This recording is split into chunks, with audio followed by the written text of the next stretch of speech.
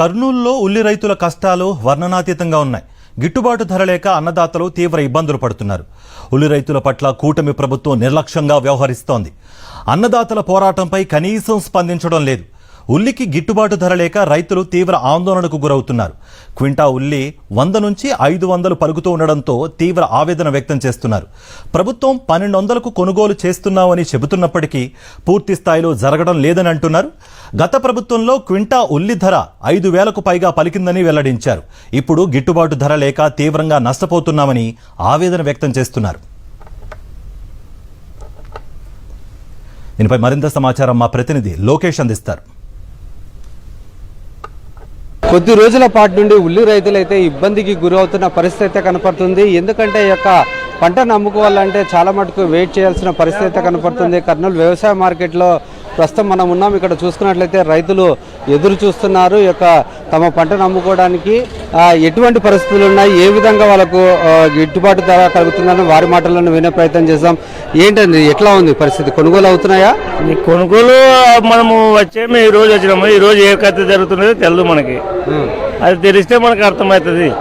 100 నుండి 1200 వరకు పడుతున్నారు అమ్మంటారు. వ్యాపారం బట్టే తెలియదు. ఈ రోజు మనం నిన్న సాయంత్రం 4 గంటలకు తిన్నాము. ఈ రోజు వచ్చినాము. ఈ రోజు ఏ కథ ఏది తెలియదు మనకి. మేము అమ్మేదేమో 600 ప్యాకెట్ అడుగుతున్నారు. వాళ్ళు 1800లో ఒక బస్తా ముందు సెంచి అదే 50 కేజీలే 1800లో అమ్ముతున్నారు. 1800 ఎక్కడ, ఉత్త 600 ఎక్కడ సార్? 600కు మాకు కొంటామంటారు. వాళ్ళ 50 కేజీలు 1800లో ఒక బస్తా మాకు అమ్ముతున్నారు రైతులకి.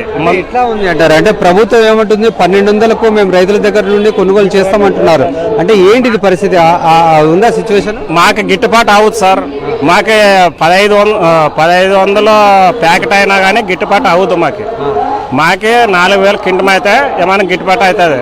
జగన్ ఉన్నప్పుడు మేలుగా ఉండే. ఎట్లా మేలుగా ఉన్నా అంటే 3000 పోయింది పోయిన సంవత్సరము. ఒక సంవత్సరం ఇంత ఎండాకాలం అనొద్దు, వర్షాకాలం అనొద్దు, 3000 పోయింది. ఇప్పుడు 200 కూడా అడగటం లేదు ఒక ప్యాకెట్ వచ్చి.